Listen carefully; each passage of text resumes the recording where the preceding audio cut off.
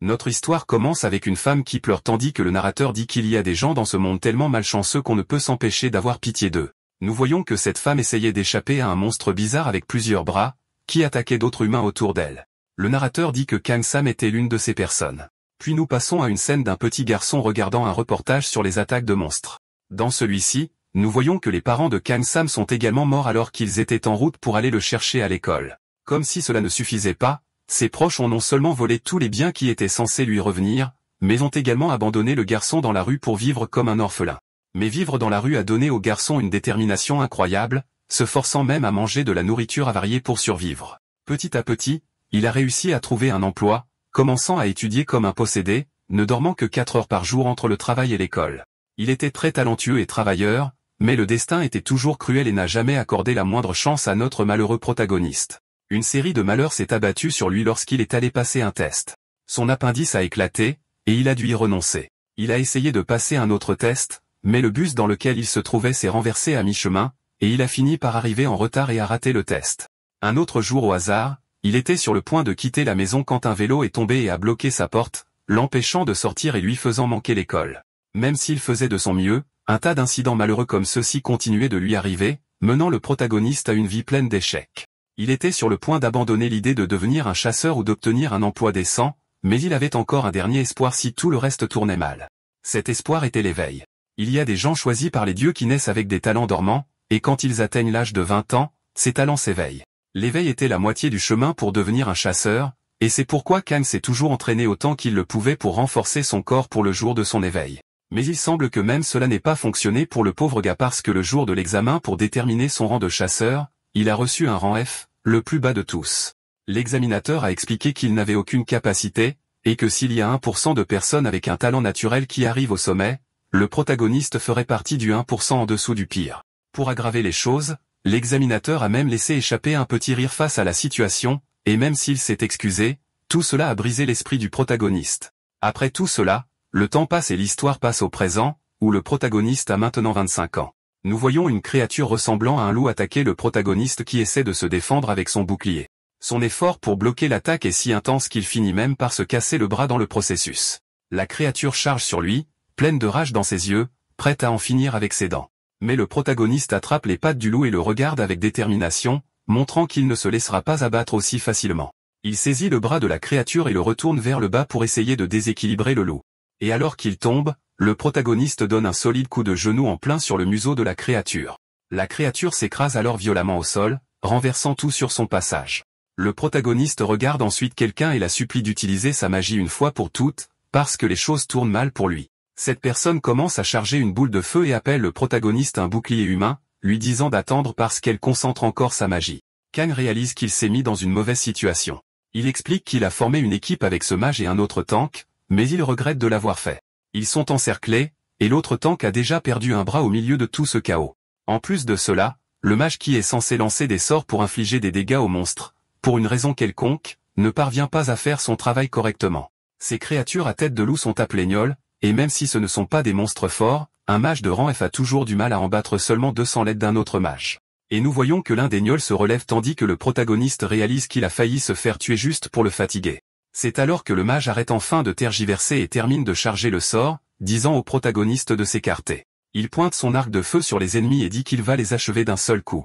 Le protagoniste et l'autre chasseur se sentent soulagés parce qu'il a enfin fini de charger tandis que les gnolls les regardent avec haine dans leurs yeux. Puis le mage tire enfin, et la flèche vole vers les deux monstres. Mais il rate son coup, et la flèche frappe le sol avant même d'atteindre les ennemis, et il reste là sans rien comprendre. Le protagoniste panique et jure contre le mage, disant qu'il a gaspillé de la magie en tirant la flèche sur le sol, et que maintenant ils sont foutus. Mais leur conversation est interrompue lorsque l'autre chasseur laisse tomber son épée sur le sol. Et quand le protagoniste regarde, le type est au sol presque dévoré par l'un des gnolls. Et maintenant sans son épée, il ne peut rien faire d'autre que demander de l'aide au protagoniste. Mais il est également occupé à combattre l'autre gnoll et dit au guerrier de tenir bon pendant qu'il est en route. Au milieu du chaos, il jette un coup d'œil sur le côté et voit que le mage a ouvert un portail et réalise qu'il s'enfuit et les abandonne. Le mage, avec le visage le plus éhonté possible, dit qu'il a vu qu'ils étaient tous les trois sur le point de mourir, donc au moins l'un d'eux devrait survivre. Et il se moque même du protagoniste, l'appelant un bouclier humain, ce qui le rend furieux. Le narrateur explique que le protagoniste était un tank, généralement le rôle donné aux personnes sans pouvoir, et c'est pourquoi ils étaient également appelés boucliers humains. Personne ne serait surpris s'ils mouraient à tout moment puisqu'ils étaient considérés comme des outils jetables par les personnes de rang supérieur. Réalisant que c'est la réalité et que l'autre chasseur est sur le point d'être dévoré par le gnôle qui l'attaque, le protagoniste pense même à fuir par le portail qui est encore à moitié ouvert puisque mourir en essayant de sauver quelqu'un sans valeur serait une fin insignifiante à sa vie. Mais avant qu'il ne puisse traverser le portail, il est interrompu par quelqu'un qui dit qu'il a été choisi par quelqu'un nommé Asmoon, le dieu des épreuves et de la souffrance. Il ne comprend rien et se tient juste devant ce mur tandis que nous voyons que cette personne est en fait une belle femme aux cheveux blancs. Le protagoniste se met en colère et demande où est passé le portail, celui qui était juste là il y a un instant. Mais la femme laisse simplement échapper un cri absurdement fort, disant qu'à partir de maintenant, il devra subir une épreuve pour payer le karma de sa vie passée. Kang ne comprend rien à ce qu'elle dit et ne peut que se couvrir les oreilles pour se protéger du cri explosif de la femme. Il se demande ce qu'elle voulait dire par vie passée, puis la femme saute du haut du mur et atterrit devant lui, fissurant le sol dans le processus. Le protagoniste n'a même pas le temps de comprendre ce qui vient de se passer quand un gnôle apparaît derrière lui et le perce avec ses griffes. La femme le regarde alors dans cet état avec un étrange sourire et lui demande de bien vouloir faire le bon choix. Puis l'histoire passe à cet autre chasseur qui était attaqué par le gnôle. Il est toujours en vie mais a du mal à s'échapper. Il se demande où tout a mal tourné dans sa vie, et nous découvrons que son nom est Kim Shin-sik. Nous voyons ensuite un flashback de la vie de ce chasseur qu'il a vécu avec ses parents, mais son père était un ivrogne qui battait sa femme et incapable de le supporter plus longtemps, elle a décidé de les abandonner tous les deux. Mais il n'a pas fallu longtemps à son père pour mourir dans un accident de voiture, laissant Kim vivre avec sa grand-mère comme la seule famille qu'il avait. Avant que le monde ne soit attaqué par des monstres, Ken était juste un garçon normal. Il vivait avec sa grand-mère et l'aidait comme il le pouvait quand il a grandi. Il travaillait comme tout employé salarié régulier sans s'impliquer avec les chasseurs jusqu'à ce qu'il se passe quelque chose qui est devenu le tournant de sa vie. Sa grand-mère s'est effondrée à cause d'une maladie rare, et les médecins ont dit que le traitement serait très cher pour lui. Sans aucun moyen d'obtenir cette somme d'argent absurde, il a réalisé qu'il devait trouver une fortune d'une manière ou d'une autre, même si cela signifiait risquer sa propre vie. C'est alors qu'il a décidé de devenir un chasseur, mais il a également échoué à l'examen de chasseur quand il a eu 20 ans, donc les choses se présentaient mal pour lui. Mais sa grand-mère était la seule famille qu'il avait, et il allait faire tout ce qu'il pouvait pour la protéger. Alors avec beaucoup d'efforts, il a finalement réussi à devenir un chasseur. Mais ensuite, nous passons au présent où il est attaqué et sur le point de mourir. Dans ses souvenirs, Kim regrette d'avoir accepté la proposition d'un mage de partir en mission, et il soupçonnait déjà que ce type l'abandonnerait à un moment donné. Sur le point de perdre la lutte de force contre le gnôle, il pense à ce que deviendra sa grand-mère une fois qu'il ne sera plus là pour l'aider avec son traitement. Mais alors, sorti de nulle part, le loup arrête d'attaquer, et nous voyons une épée le frapper juste près de l'oreille, mettant fin au monstre. Kim est en état de choc et n'a aucune idée de ce qui vient de se passer ou de comment il est encore en vie. Et pour expliquer cela, l'histoire remonte à quelques instants lorsque Kang a été frappé par les griffes du loup. Cette femme le pointe du doigt et dit que dans sa vie passée, il était un démon et explique que c'est pourquoi sa vie actuelle est entourée de malheur. Le protagoniste ne comprend rien, pas même comment il est encore en vie après avoir encaissé ce coup, mais la femme pose simplement sa main sur la griffe du loup, et elle disparaît comme du papier. Il touche son estomac et réalise que la blessure causée par l'attaque du loup a déjà guéri comme si cela ne s'était jamais produit. Kang demande alors à la fille ce qui se passe et s'il l'a blessé. Elle explique encore qu'il était un démon, et on voit brièvement l'image de quelqu'un qui semble être le protagoniste dans une vie passée. Kang ne comprend toujours rien, mais la femme dit que s'il la croit ou non, c'est son problème. Mais elle l'avertit que s'il ne résout pas le problème de son karma passé, il n'aura jamais une vie heureuse. Mais en réussissant les épreuves, il peut laver les péchés de son passé. Sans oublier qu'il gagnera des récompenses en fonction de la difficulté de l'épreuve. Il doit donc accepter cette mission car c'est la seule façon pour lui de vivre une vie heureuse. Elle court ensuite vers le protagoniste qui ne sait toujours pas quoi faire et dit qu'il est temps pour eux de commencer la première épreuve. La mission est d'escorter le chasseur Kim Shin-sik en toute sécurité hors du monde dans lequel il se trouve actuellement. Le protagoniste lui dit d'arrêter de dire des bêtises. Puisqu'à accent grave 2, il ne pouvait même pas gérer les monstres avant, alors qu'est-ce qu'il est censé faire maintenant? Elle interrompt le garçon en sortant une étrange feuille bleue brillante, et dit que c'est sa récompense pour la mission. Retour au moment où Kim était presque mourant, on voit le protagoniste courir vers les monstres avec une épée à la main. Les deux gnôles le remarquent, et l'un d'eux saisit déjà un morceau de bois se préparant à se battre. Alors qu'il charge vers lui, le protagoniste débouche quelque chose, un sort magique sort de l'intérieur. Cette épée que portait le protagoniste se retrouve entourée de cette magie, et on voit que c'est un sort qui rend sa lame absurdement plus tranchante. Avec sa nouvelle force, il continue de charger vers les ennemis, utilisant son bouclier pour bloquer leurs attaques. Il court à travers le champ de bataille avec une vitesse qu'il ne savait même pas avoir, évitant toutes les frappes entrantes. À la fin, il glisse sous l'un des monstres et tire son épée vers le haut. Il réussit un coup propre qui perce complètement le gnôle. Le monstre hurle de douleur, Profitant de ce moment de distraction, le protagoniste porte le coup final avec son épée. Avec de la rage dans les yeux, il continue de planter son épée et de toutes ses forces tandis que l'ennemi essaie d'utiliser sa griffe pour le repousser. Mais il est trop lent, et avant qu'il ne puisse saisir le protagoniste, il s'effondre vaincu au sol et ne se relèvera plus jamais. La griffe du monstre a réussi à légèrement blesser le bras de Kang, qui est soulagé qu'au moins l'un des gnolls soit à terre. Et dans ce moment d'inattention, l'autre gnoll manque de peu de mordre un morceau du protagoniste, mais il réussit à esquiver à la dernière seconde. Kang jure en réalisant que son épée est toujours coincée dans l'autre ennemi, et il devra trouver un moyen de la récupérer s'il veut gagner. Il entend la voix de cette femme dans sa tête, l'avertissant que les épreuves sont faites pour forcer une personne à risquer sa vie, et qu'il devrait garder cela à l'esprit. Il sort alors un petit poignard et décide d'affronter la bête quand même, lui sautant dessus et lui disant de venir à lui avec tout ce qu'elle a. Il se défend contre la frappe de griffe de l'ennemi, et à cause de son bras blessé, il manque de peu de laisser tomber le poignard. Mais il s'accroche fermement et avec beaucoup d'efforts, il réussit à frapper le gnoll à un endroit vital et enfonce la lame de toutes ses forces. Le monstre tombe et maintenant sans vie, et le protagoniste prend une respiration, soulagé d'avoir enfin réussi.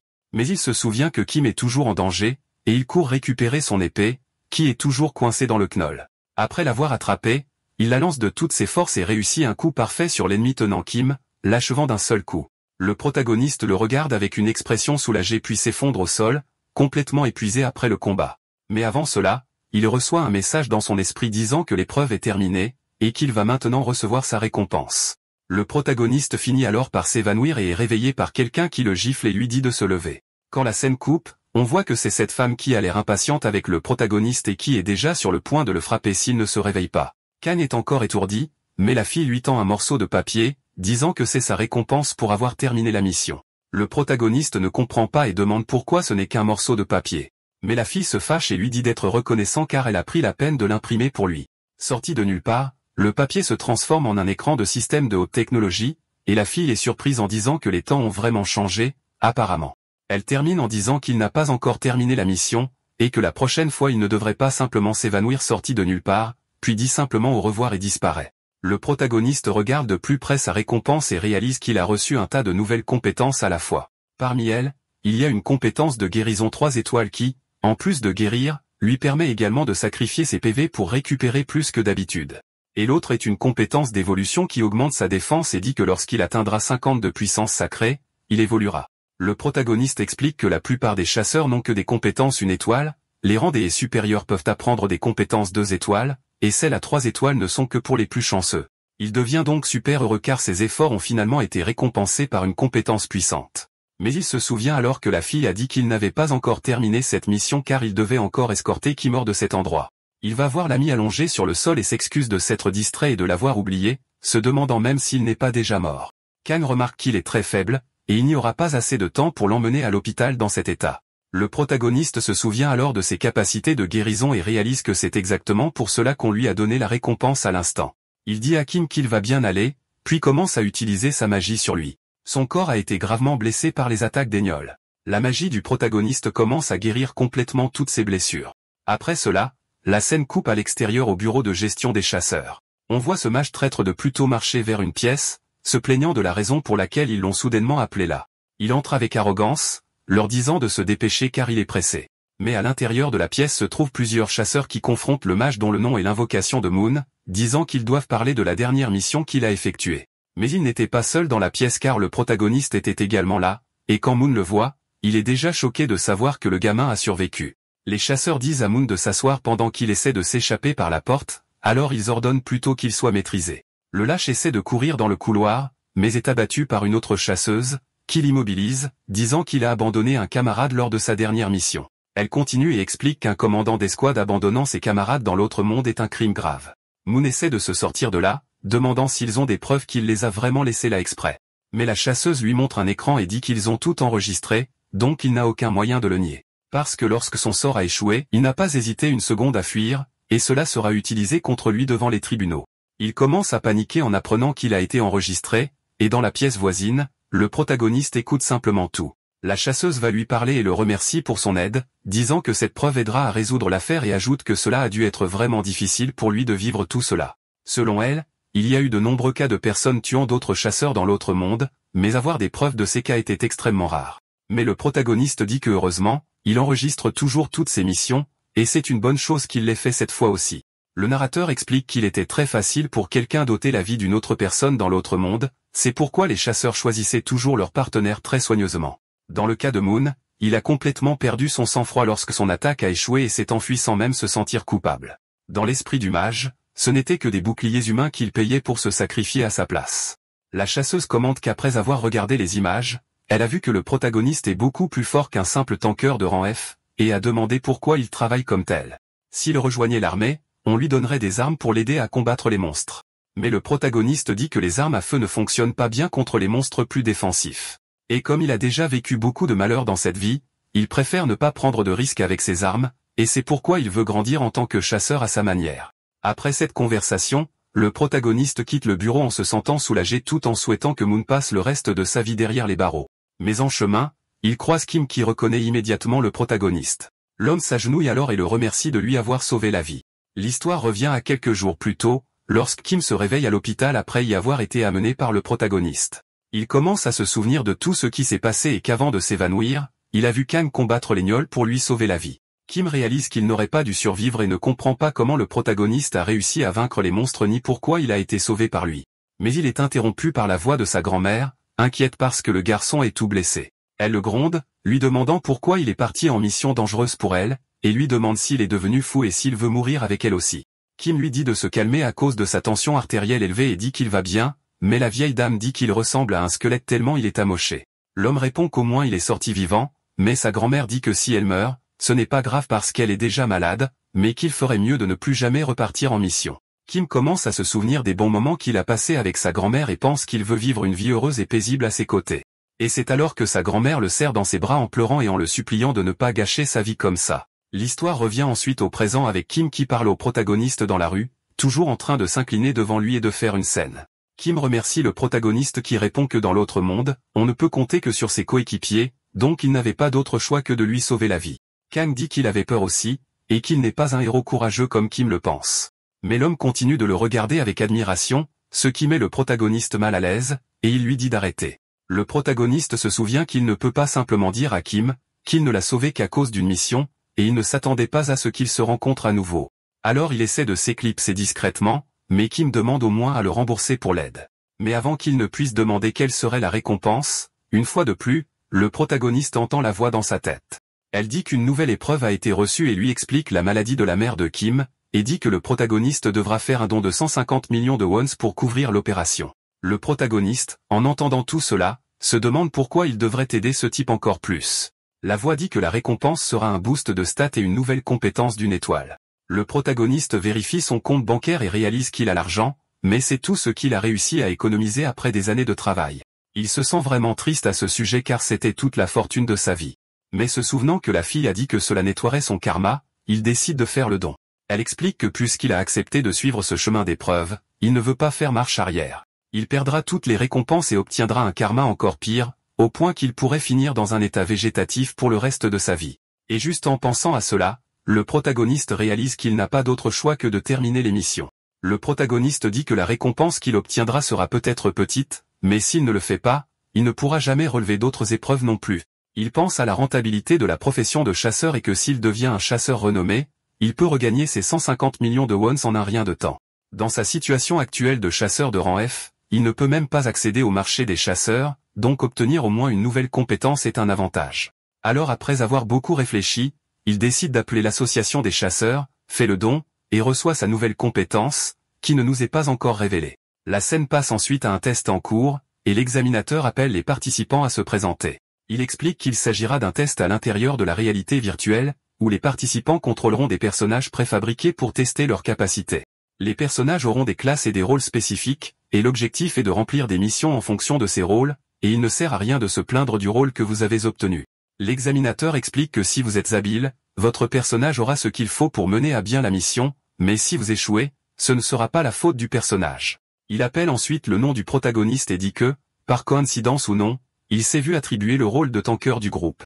De plus, sa mission est de supporter une attaque de gnolls pendant 5 minutes, ce que le protagoniste a déjà fait une fois. Le système lui donnera une épée et un bouclier, et toutes les stats des personnages seront bloquées à 30. Il souhaite bonne chance au protagoniste et l'envoie dans l'environnement virtuel. À l'intérieur, il ne lui faut pas longtemps pour rencontrer 4 gnolls qui le regardent déjà fixement et se préparent à charger. Pendant que les examinateurs observent le combat de l'extérieur, le protagoniste pense à la difficulté qu'il a eu à augmenter ses stats ne serait-ce qu'un peu. Maintenant, il a enfin une stat qui atteint 30, la même que dans le test. Et pendant qu'il pense à ça, l'un des examinateurs semble s'intéresser à lui. Le protagoniste a acquis la compétence de bouclier gardien, qui est parfaite pour les tankers, et décide que c'est le meilleur moment pour tester si elle fonctionne bien. Les gnolls chargent sur lui, mais le protagoniste reste sur ses gardes et manque de se faire mordre par l'un d'eux. Il bloque la morsure avec son bouclier, mais un autre gnoll apparaît derrière lui et attaque avec ses griffes. Le protagoniste saute et réussit à esquiver à la dernière seconde, évitant de justesse une entaille directe au visage, bien que le monstre finisse par frapper le sol à la place. Il s'approche ensuite de la créature et lui donne un coup de pied dans les côtes, projetant le monstre au loin et le faisant s'écraser sur un autre à proximité.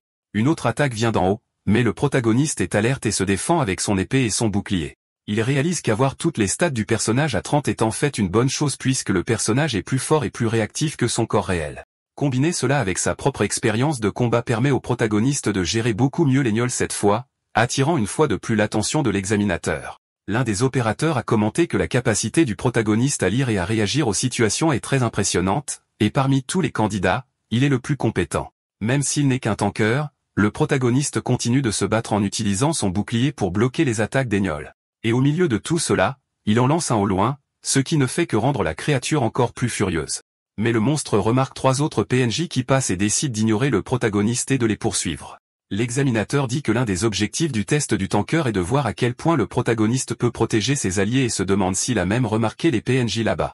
Le gnoll charge alors sur eux, mais c'est alors que le protagoniste utilise enfin sa compétence, le bouclier gardien, qui attire automatiquement l'attention de tous les gnolls vers lui en même temps. Étonnamment, le protagoniste réussit à bloquer les 3 attaques, dont l'une qu'il bloque par derrière avec son épée.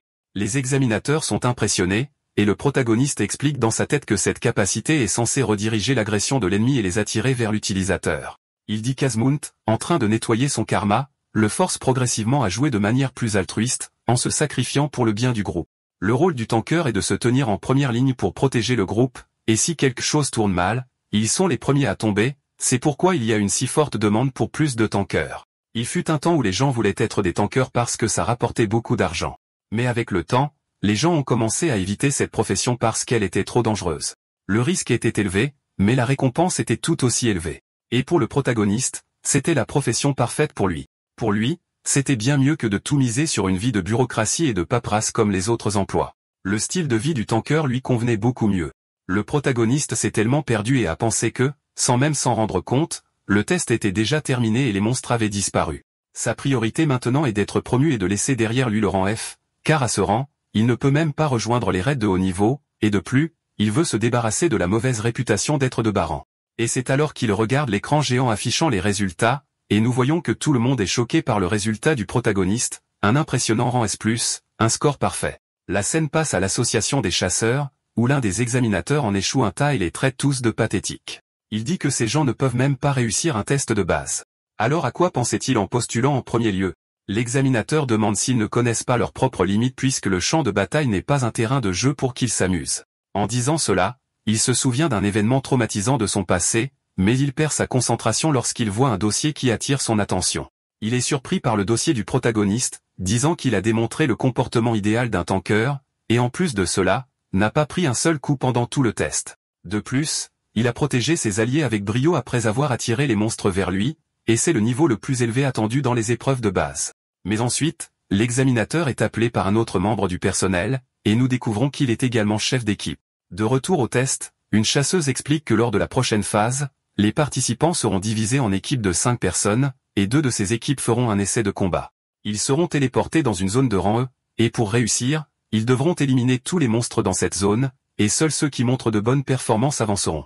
Chaque participant sera envoyé dans une zone aléatoire, et ils ne découvriront qui sont leurs coéquipiers que lorsqu'ils y arriveront. Les chefs d'équipe seront également désignés au hasard. Elle commence à annoncer les noms des chefs d'équipe. L'équipe 1 sera dirigée par un garçon blond nommé Minyamo. L'équipe 2 sera dirigée par un garçon nommé Gio Ambule, et personne ne sait comment il a fini à ce poste puisqu'il transpire déjà nerveusement. Il décide que les 2 chefs joueront à pierre, papier, ciseaux pour décider qui choisira les membres de l'équipe en premier. Minyamo gagne et est appelé à choisir quelqu'un pour son équipe. Il décide que le premier membre devrait être un tank, et Joe Ambiel commente qu'avoir une solide ligne de front facilite grandement les raids tant que le reste de l'équipe peut gérer ses rôles.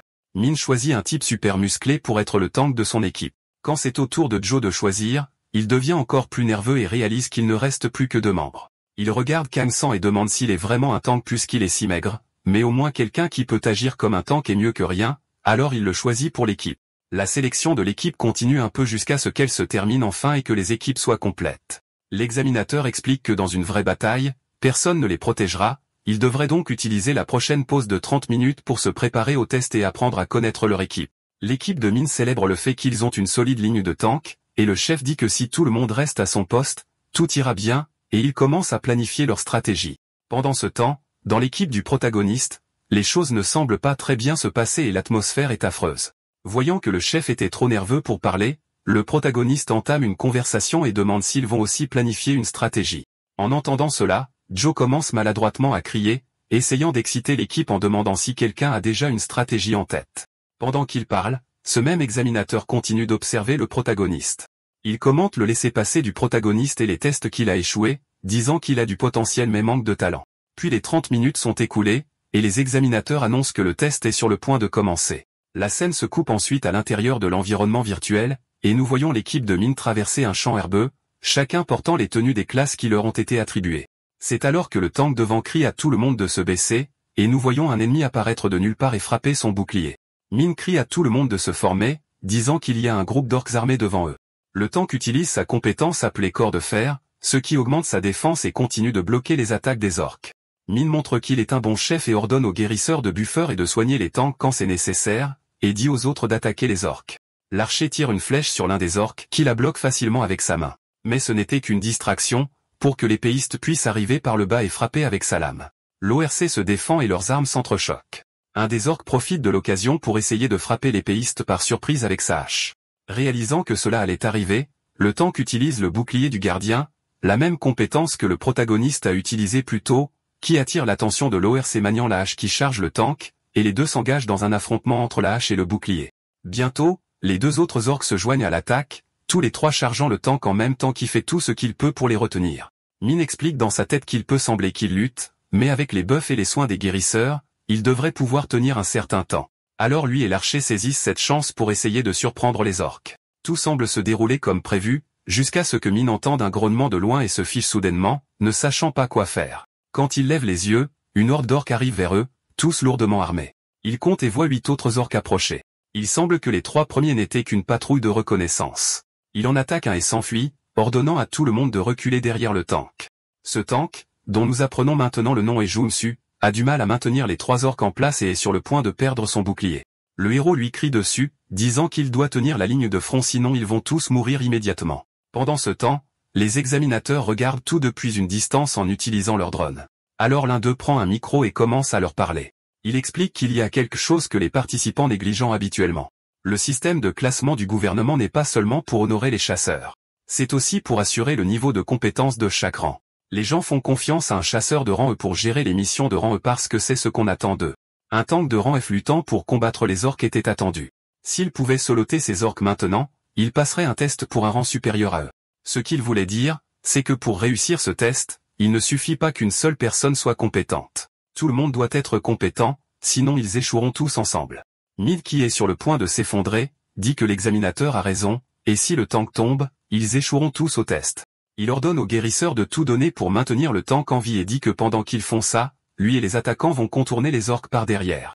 Min charge en avant et frappe un des orques avec son épée, se faisant presque frapper par la contre-attaque de l'ennemi. Pendant ce temps, le tank encaisse plusieurs coups et est sur le point de perdre son bouclier.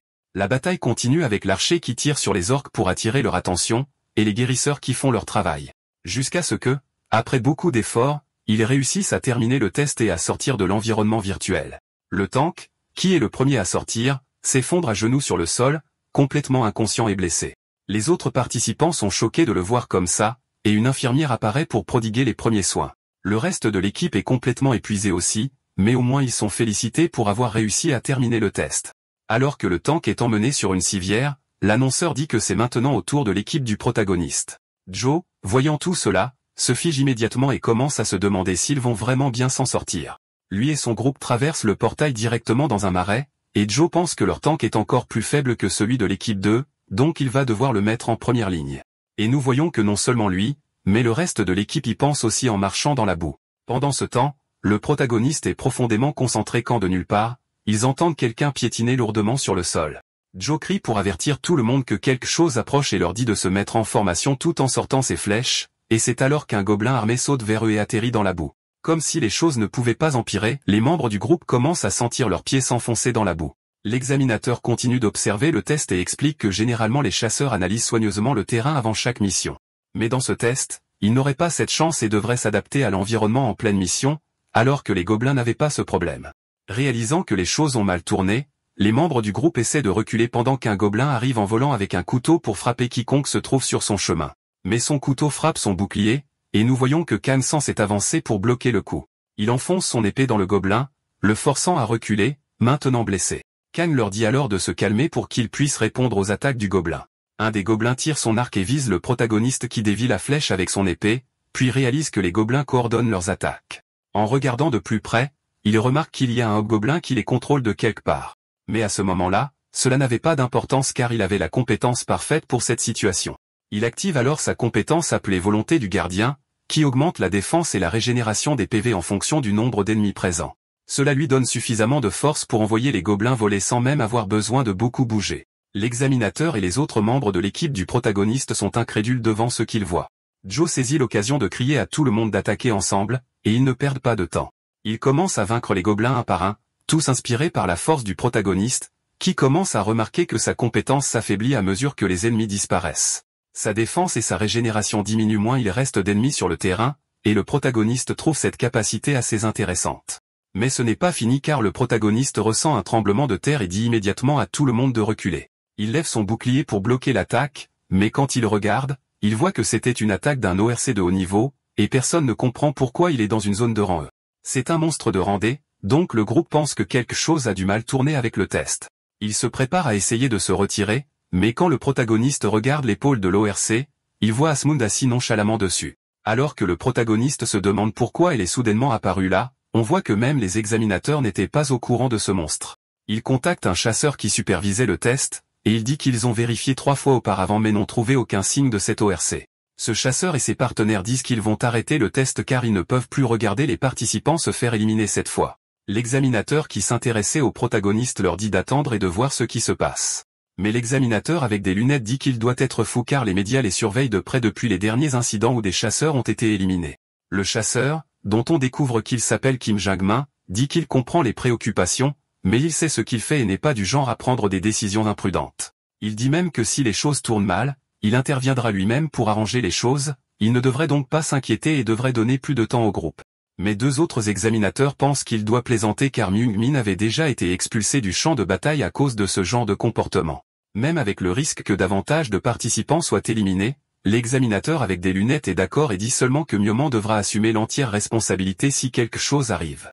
De retour au protagoniste, Asmund, qui semble s'être juste réveillé, dit que c'est le 3e essai du protagoniste, et qu'il doit s'assurer que tous les membres de son équipe survivent. Si quelqu'un est éliminé par l'avis de l'ORC, cela retombera sur les épaules du protagoniste, et il se rend compte que sa voix est seulement dans sa tête, et que personne d'autre là-bas ne peut entendre ou voir la fille. Elle termine l'explication en disant que si l'un demeure, tout le karma reviendra sur le protagoniste. Mais puisqu'il a déjà vécu quelque chose de similaire, il s'en sortira très bien maintenant. Avant que le protagoniste ne puisse en demander plus, Asmund dit au revoir et lui demande de faire de son mieux, disparaissant au milieu de l'attaque à la hache de l'ORC. Le protagoniste reçoit presque le coup directement au visage, mais parvient à esquiver à la dernière seconde, et le coup frappe la boue. Ça va être une bataille difficile. Il se plaint parce qu'il vient de devenir un rang E, et maintenant ils lui font déjà combattre un monstre de ce niveau. Il maudit Asmund et dit qu'elle et tout le monde veulent qu'il disparaisse à cause du karma de sa vie passée.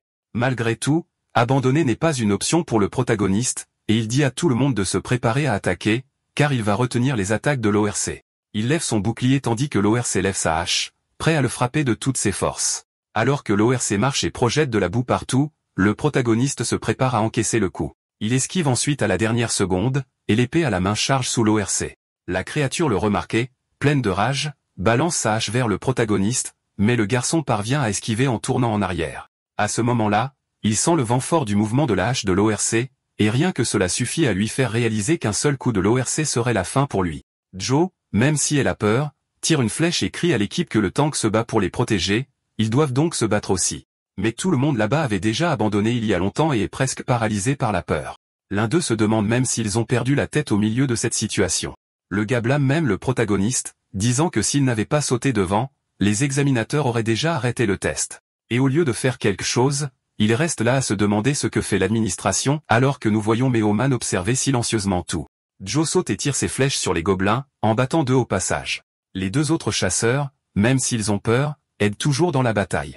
L'un d'eux fait léviter un arbre et le jette sur l'ORC. Le monstre se retourne après avoir été touché par Joe et essaie de charger sur eux, mais est arrêté par le protagoniste, qui utilise son épée pour blesser son pied. Même s'ils attaquent avec tout ce qu'ils ont, l'ORC ne tombe pas et se met en colère au point d'entrer en mode berserker. Le protagoniste n'arrive pas à croire qu'un monstre comme celui-là puisse encore entrer dans ce mode. Mais quand il s'y attend le moins, l'ORC l'attaque à une vitesse absurde. À ce moment-là, nous ne pouvons pas voir ce qui est arrivé à Cagne, tandis que Meomin se contente de regarder et Gio ne peut que crier le nom du protagoniste. Puis, après tout le chaos, nous voyons que le protagoniste a été projeté au loin par le coup de l'ORC. Il essaie de se relever, mais l'ORC apparaît rapidement devant lui et lui donne un coup de poing que le protagoniste bloque avec son bouclier. Mais l'ORC utilise sa main libre pour frapper le protagoniste avec le manche de la hache, le faisant tomber au sol. L'examinateur avec des lunettes dit que les choses sont déjà allées trop loin, et qu'il devrait intervenir immédiatement. Mais Meomin continue d'observer en silence. Pendant ce temps, le protagoniste parvient à s'échapper de l'ogre et glisse, donnant un coup à la jambe du monstre avec son épée. Mais comme il est déjà complètement épuisé, la compétence d'aura de guérison du protagoniste s'active et ses PV commencent à se régénérer. Cependant, même cela n'a pas suffi à guérir son épuisement. Alors que ses coéquipiers lui demandent s'il va bien, le protagoniste commence à se demander s'il ne devrait pas simplement abandonner. Mais après y avoir réfléchi, il se rend compte que la clé de la victoire est simplement d'empêcher l'ORC de dépasser un certain point. Il rassemble donc toute la motivation qu'il a encore et dit qu'il va retenir l'ORC là jusqu'à la fin afin que tout le monde puisse s'en sortir vivant. Il crie à ses compagnons, leur disant de ne pas s'inquiéter et de continuer à se battre, disant qu'il peut le supporter. Au milieu du désespoir de l'examinateur et des orques tombés, le groupe de protagonistes continue d'attaquer l'ORC. Khan se rend alors compte que l'ORC est également fatigué et dit à tout le monde de tenir bon encore un peu car ils peuvent gagner. Mais l'ORC est tout aussi en colère qu'il est fatigué et assène un autre coup puissant au protagoniste, l'envoyant à nouveau voler. Maintenant, le groupe est déjà habitué au mouvement de l'ORC et profite de l'ouverture pour le bombarder d'attaques. Après tant d'attaques, l'ORC tombe finalement à genoux, et Joe commence à se sentir soulagé, disant qu'ils ont gagné. Mais soudain, l'ORC pousse un autre rugissement et jette sa hache sur le protagoniste avec toute la force qu'il lui restait. Joe crie au protagoniste de faire attention et Kang se prépare, se demandant s'il pourra le bloquer. Mais à mi-chemin, il se rend compte que quelque chose ne va pas et que la hache ne le visait pas réellement. La hache se dirigeait en fait vers le chasseur qui s'était plaint du protagoniste plus tôt, et à cause du chaos de la bataille, il avait complètement oublié que le gars était là.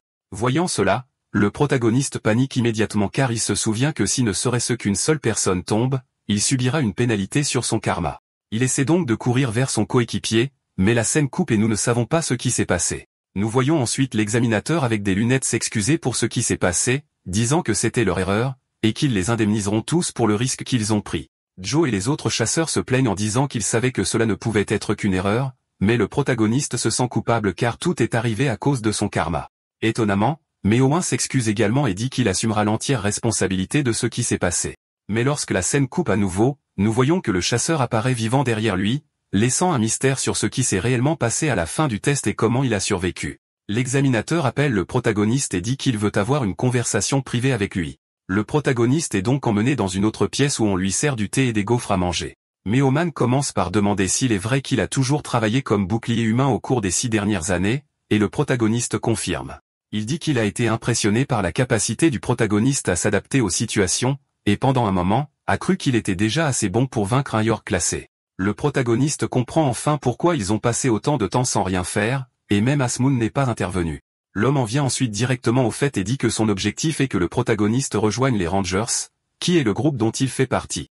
Il explique que pour l'instant, il n'agit qu'en tant qu'examinateur, mais qu'il redeviendra rangé dans quelques mois et dit même qu'il peut enregistrer le protagoniste s'il le souhaite. De cette façon, il pourra travailler en tant qu'employé à temps plein, ou s'il préfère, il pourra travailler pour lui en tant que mercenaire. Il dit qu'il a été impressionné, et nous découvrons ce qui s'est passé dans la forêt à la fin du test. Le protagoniste a réussi à écarter son coéquipier à la dernière seconde et a reçu le coup de hache de l'ORC directement dans la poitrine. Il est tombé en arrière, et ses coéquipiers ont craint qu'il n'ait été éliminé. Mais alors la volonté de son gardien s'est activée, et il a été guéri et a bénéficié d'un bonus de défense. New Minute dit que tout le monde n'aurait pas pu faire ça et demande encore une fois s'il veut rejoindre les Rangers, lui offrant un contrat à signer. Kang n'arrive pas à croire qu'un groupe aussi renommé que les Rangers, qui ne recrutent généralement que des cas spéciaux, ait décidé de le recruter maintenant. Il a du mal à croire que c'est réel et pense à signer, mais s'arrête et décide d'y réfléchir plus attentivement. Étant donné que les Rangers combattent les monstres envahisseurs et voyagent parfois dans d'autres mondes pour leur mission, ce serait l'endroit idéal pour qu'Asmund embête le protagoniste. Et en parlant d'elle, au moment où le protagoniste touche le contrat, ses lettres changent et un message apparaît indiquant que le 4e procès est sur le point de commencer. Il doit rejoindre les Rangers et se consacrer à la protection du monde. S'il réussit, il recevra une nouvelle information spéciale, donc le protagoniste, sans choix, décide d'accepter. Le protagoniste se frotte même les yeux pour vérifier s'il a bien lu. Ce faisant, il voit une autre page indiquant qu'il peut terminer ce procès simplement en acceptant l'offre. Il est énervé contre Asmund parce qu'elle ne l'a même pas laissé lire le contrat en premier. Et s'il y a quelque chose de pire dans le contrat de Myoman? N'ayant rien d'autre à faire, il accepte l'offre, et Myoman est surpris qu'il ait accepté si rapidement. Il n'avait aucune idée qu'une déesse manipulait le protagoniste. Mais le protagoniste dit qu'il n'acceptera que s'il peut rejoindre en tant que mercenaire. De cette façon, même si Myoman est son patron, il pourra toujours choisir les missions à effectuer. Étant donné que la condition du procès était juste d'accepter la proposition, il décide qu'il ne prendra que les missions qu'Asmund l'oblige à choisir. Min accepte et remercie le protagoniste pour sa coopération, mais intérieurement, il ne semble pas trop content qu'il ait fini par devenir un mercenaire. Il signe ensuite le contrat et dit qu'il est temps pour lui de partir, se levant pour quitter la pièce. Mais à ce moment-là, quelque chose de bizarre se produit. Le protagoniste se sent étrange, et de nulle part, plusieurs âmes semblent quitter son corps en même temps, ce qui lui fait perdre l'équilibre. New Minute demande si le protagoniste va bien, qui est toujours là, ne comprenant pas ce qui vient de lui arriver. Kang dit qu'il va bien, mais dans son esprit, il n'a aucune idée de ce qui s'est passé. Il a vu plusieurs images bizarres et se rend compte que ce doit être l'information spéciale qu'il a reçue. Quoi qu'il ait vu, nous ne le découvrirons pas pour l'instant car l'histoire passe à une semaine plus tard. Kang-san apparaît à une gare routière portant un bonnet, et il semble qu'il fasse très froid là où il se trouve. Il mentionne que l'information qu'il a reçue concernait sa vie passée en tant que démon. Le protagoniste a tout reçu juste après avoir signé le contrat, et cela l'a rendu si étourdi qu'il a dû courir aux toilettes pour se remettre. Cette information lui a dit de se diriger vers Cheon dans la province de Gangwon, où il devrait traverser un donjon. Et s'il réussissait, il recevrait un fragment de mémoire de sa vie passée. Le protagoniste pense qu'Asmund essaie en fait de transférer les souvenirs de ce démon dans son esprit. Le protagoniste explique que lorsque le monde se connecte à une autre réalité au-dessus du sol, cela s'appelle un lien. Mais quand il se connecte avec un ci-dessous, c'est un donjon. Ils sont difficiles d'accès car ils sont souterrains, et lorsqu'un nouveau donjon s'ouvre, les personnes à proximité le décrivent comme l'ouverture de l'enfer. Les souvenirs de la vie passée du protagoniste doivent être quelque part dans ce donjon non enregistré. Debout devant la grotte qui mène au donjon, le protagoniste dit qu'il ne sait pas pourquoi Asmund veut lui révéler ses souvenirs. Mais le protagoniste a eu un sentiment horrible depuis qu'il a reçu cette information la semaine dernière, et il a besoin de savoir ce qui le cause. Le protagoniste décide d'entrer. Mais d'abord, il place une barrière magique à l'entrée pour empêcher les monstres à l'intérieur de s'échapper dans le monde. C'est la première règle lors de l'exploration d'un donjon. D'autres règles de base consistent à préparer de la nourriture et de l'équipement, car on ne sait jamais combien de temps on y restera. Il est également important d'avoir une lampe de poche car il fait généralement complètement noir à l'intérieur des donjons. Le protagoniste met du temps à trouver sa lampe de poche, mais quand il le fait enfin, la première chose qu'il voit est un énorme crâne devant lui. Il crie de peur et se rend compte qu'il s'agit en fait de soldats squelettes, et l'un d'eux est armé d'une épée. Le protagoniste sent qu'il y a définitivement quelque chose d'important là-dedans. Le problème est qu'il a eu du mal à vaincre un seul squelette, et maintenant il y en a 5 devant lui. Mais maintenant, le protagoniste est entraîné après avoir été presque anéanti tant de fois, il a appris à gérer les choses par lui-même. Il réussit à vaincre les squelettes avec son épée et explique que les squelettes attaquent sans arrêt parce qu'ils ne ressentent pas la douleur, mais ils sont faibles aux attaques divines. Ce type d'attaque fait désintégrer instantanément les monstres de type sombre. Le protagoniste dit que si tous les monstres là-dedans ont cet attribut, il devrait pouvoir procéder seul. Il fait quelques étirements et dit qu'il se sentait bizarre avant d'entrer dans la grotte, mais maintenant ce sentiment disparaît lentement au fur et à mesure qu'il s'y enfonce. Kang pense même qu'Asmund a peut-être enfin décidé de lui offrir un vrai cadeau après tous les essais qu'il a endurés jusqu'à présent. Puisqu'il a failli être éliminé tant de fois, il méritait au moins une récompense, et juste devant lui apparaît un coffre au trésor. Il court joyeusement vers le coffre et remercie Asmund pour le cadeau, mais il a parlé trop tôt, car une énorme créature apparaît de l'ombre et frappe durement le protagoniste avec un coup qui le fait glisser. Le propriétaire de l'arme, que nous voyons maintenant être une boule d'acier avec une chaîne, est un Dulahan, un chevalier sans tête, chevauchant sa course tout en faisant tourner la boule d'acier. Il jette l'objet vers le protagoniste qui se baisse juste à temps et utilise sa magie pour aiguiser son épée comme il l'a fait dans le combat contre les gnolls. Mais cette fois, l'armure du Dulahan s'avère beaucoup plus résistante et n'est même pas égratignée par l'épée du protagoniste. Il est tellement concentré qu'il ne remarque même pas la boule à pointe qui arrive sur lui à pleine vitesse. Le protagoniste essaie de la bloquer avec son épée, mais est repoussé et se rend compte que même avec l'aide de la magie, il ne peut pas couper cette balle. Il se rend compte que le Dulahan est à un autre niveau, et pour empirer les choses, son épée est presque cassée par l'impact. Kang fait de son mieux pour esquiver les attaques du Dulahan, mais il sait que si l'épée se brise, il n'aura aucune chance contre un monstre de rendez comme ça. Cependant, il remarque quelque chose, comme dans la mission qu'il a reçue d'Asmund, il était seulement dit qu'il devait nettoyer le donjon, mais il ne disait pas comment. Donc Mefing a dit qu'il était tenu de risquer sa vie en combattant le Dulahan comme il le faisait. Il se rend compte que le coffre pourrait être la récompense qu'Asmund lui a mentionnée. Donc, sans temps pour les questions, il décide de simplement prendre le coffre et de s'enfuir avec. Mais il doit encore trouver un moyen d'esquiver le Dulahan afin de s'échapper et se demande comment une créature sans tête sait où il se trouve pour attaquer. Le protagoniste pense pendant un moment à simplement prendre le risque et à s'enfuir au hasard comme un fou, mais il se rend compte de quelque chose.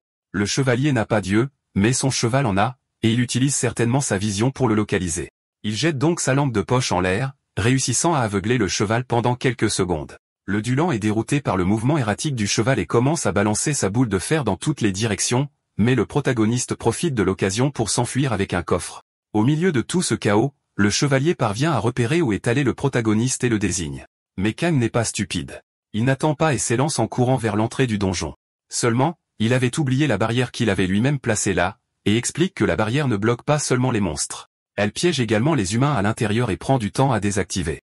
Mais par un coup de chance, pour la première fois dans la vie du protagoniste, la barrière disparaît instantanément, et il réussit à sortir de la grotte en un seul morceau. La grotte s'effondre alors, scellant l'entrée, et le protagoniste se rend compte que maintenant il n'aura plus besoin d'utiliser la barrière pour sceller l'endroit. Après toute cette épreuve, le protagoniste a enfin le temps d'ouvrir le coffre, et à l'intérieur, il y a une compétence, et étrangement, une bouteille d'eau. Le protagoniste décide de boire la fiole qui contenait la compétence, et elle améliore sa capacité de bouclier gardien, augmentant à la fois sa guérison et sa défense. Il ne sait pas s'il doit se sentir heureux ou triste à ce sujet, car seules ses compétences de tank continuent de se renforcer. Après cela, il décide d'ouvrir la bouteille d'eau. Il se dit que toutes ces histoires de vies antérieures étaient absurdes, mais tout ce qu'Asmund a dit jusqu'à présent s'est avéré vrai. Le protagoniste dit qu'il se fiche de l'ingérence divine, mais si recouvrer ses souvenirs l'aide à mener la vie qu'il souhaite, alors il fera tout ce qu'il faut. Il boit alors le liquide de cette bouteille et commence à avoir une vision du passé. Dans cette vision, un épéiste nommé Zhang Yung, venant d'un endroit appelé Volcan, vient de vaincre plusieurs guerriers et jure sur son nom qu'il vaincra un certain démon maléfique. Il pointe son épée vers une silhouette au milieu du champ de bataille et la provoque en duel. La créature vole vers le guerrier qui dégaine son épée, mais le combat ne dure pas longtemps. La scène change et le guerrier gît au sol, complètement vaincu, se demandant pourquoi c'est arrivé. Alors que le démon se tient au milieu du champ de bataille, le guerrier lui demande pourquoi il a pris la vie de tant d'innocents. Il se souvient de plusieurs familles heureuses, puis la mémoire coupe sur un enfant qui pleure au milieu du champ de bataille. Le démon se gratte la tête et se demande ce que le guerrier veut dire en demandant une raison à ce qu'il fait. Il s'approche du guerrier tombé, et quand il révèle son visage, on voit qu'il ressemble exactement à Kang San, et il répond alors que la raison est simplement parce qu'il aime ça. Le guerrier est choqué par la réponse ou n'a pas le temps de la comprendre, car le démon l'attaque immédiatement après. C'est alors que la mémoire se termine, et le protagoniste se retrouve de nouveau dans la forêt, debout devant le coffre. Malgré la vision traumatisante, au moins le protagoniste réalise qu'il a acquis deux nouvelles capacités à utiliser. La première est le QI du démon. En plus d'un boost d'attaque permanent, il augmente également son attaque à chaque fois que le protagoniste en abat un. Et s'il le fait 100 fois, la compétence monte de niveau. La seconde est la première forme de l'épée démoniaque. Elle déclenche une entaille dévastatrice qui augmente l'attaque du protagoniste et inflige également un statut négatif à l'ennemi. Tout en pensant à ses nouvelles compétences, le protagoniste commence à avoir de mauvais souvenirs de sa vie actuelle, à commencer par le moment où il a perdu ses parents et où ses proches se sont battus pour l'héritage. Même l'époque où son bus s'est renversé, blessant plusieurs personnes. Le protagoniste réalise alors que toutes ces mauvaises choses ne sont arrivées qu'à cause de lui et des choses horribles qu'il a faites dans sa vie passée, de la perte de ses parents à toutes les personnes qui ont subi des accidents juste pour être près de lui. Au milieu de toute cette tristesse, le protagoniste reçoit un appel d'une personne nommée Jung Min-hyuk, qui semble le connaître et lui demande s'il veut l'aider pour un petit boulot. La scène change et le protagoniste va rencontrer Min-hyuk dans un restaurant. Il dit que ça fait un moment qu'ils ne se sont pas vus et qu'il a entendu dire que le protagoniste avait été promu.